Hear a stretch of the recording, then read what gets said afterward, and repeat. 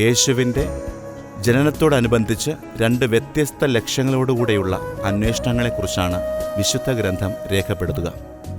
ഒന്ന് ജ്ഞാനികളുടെ അന്വേഷണവും മറ്റൊന്ന് ഹെറോദസിൻ്റെ അന്വേഷണവും. യേശുവിനെ കണ്ട് ആരാധിക്കുവാനും കാഴ്ചകൾ അർപ്പിക്കുവാനുമാണ് ജ്ഞാനികൾ യേശുവിനെ അന്വേഷിച്ചതെങ്കിൽ അവിടത്തെ ക്രൂരമായി നശിപ്പിക്കുവാനാണ് ഹെറോദസ് അന്വേഷിച്ചത്. എപ്രകാരമുള്ള അന്വേഷണങ്ങളാണ് നമ്മൾ നടത്തുന്നത് എന്ന് ആത്മശോധന ചെയ്യേണ്ടിയിരിക്കുന്നു. ഉണ്ണിയേശുവിന് കാഴ്ചകൾ അർപ്പിച്ച ജ്ഞാനികൾ മടങ്ങിയത് നല്ല വഴിയിലൂടെയായിരുന്നു. ഹെറോദസിൻ്റെ തിന്മയുടെ വഴിയിലൂടെ യേശുവിൻ്റെ അടുക്കലെത്തിയ അവർ അവിടത്തെ ദർശിച്ചതിനു ശേഷം നേരായ പാതയിലൂടെ മടങ്ങി. ക്രിസ്മസിനായി ഒരുങ്ങുന്ന നമുക്കും ജ്ഞാനികളുടെ പാത സ്വീകരിക്കാം.